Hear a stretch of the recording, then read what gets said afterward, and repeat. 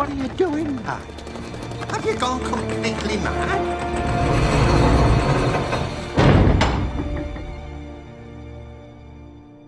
Hi, and welcome to me, the lazy writer, talking about things that I wish I was smart enough to write.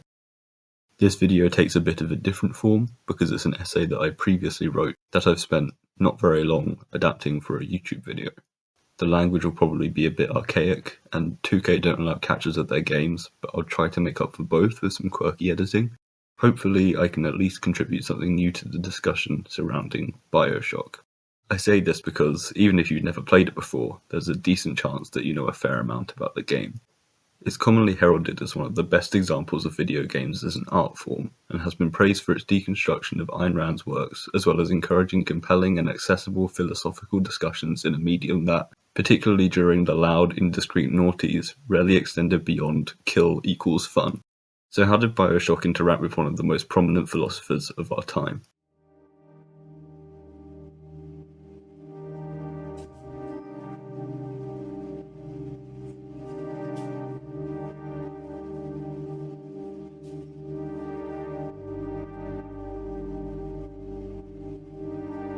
The stepping out of what we experience as ideology is the very form of our enslavement to it.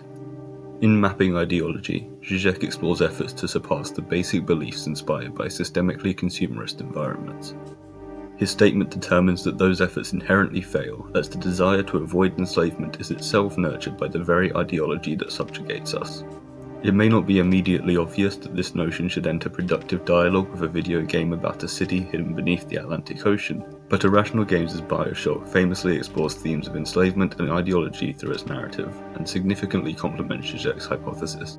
Rapture, the city in question, exists as an attempt to escape the influence and beliefs of the rest of humanity, and partway through the game it becomes clear that both player and player character Jack are being manipulated into fulfilling the needs of an antagonist.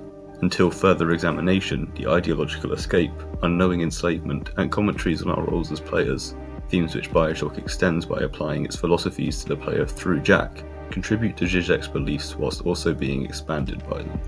And this leads us nicely into point 1, games and choices. Applying Žižek's statement to video games is appealing because the medium offers unique interactivity. Games like BioShock allow players to explore various environments and types of gameplay, granting a choice of how we imprint ourselves upon the game, alongside decisions focused on moral dilemmas that affect the narrative. Surely the freedom to detract from an artist's objective is freedom from their philosophies. However, what video games offer in freedom, they often rescind through linearity.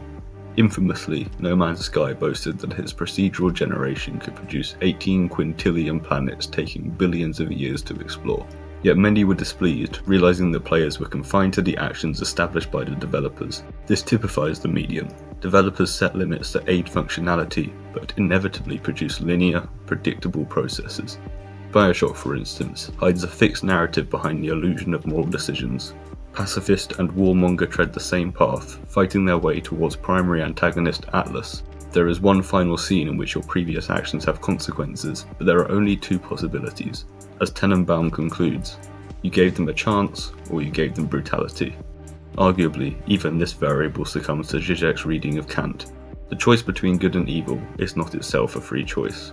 Criticism or praise, Žižek furthers the notion that morality is inherently ideological.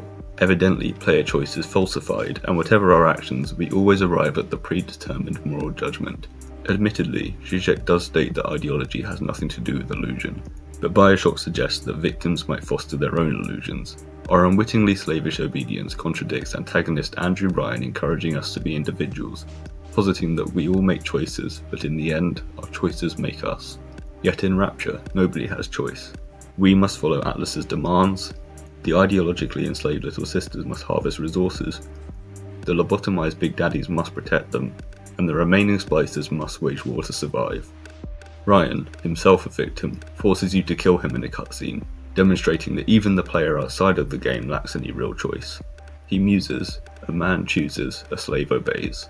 We desire the power to end Ryan's reign, yet we are powerless to stop ourselves from murdering him at his own command. Our enslavement to ideology is final. We must obey.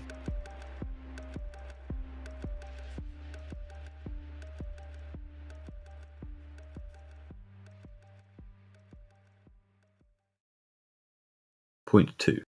Ideology in Rapture. Rapture itself exemplifies the struggle of evading ideologies, both political and all-encompassing.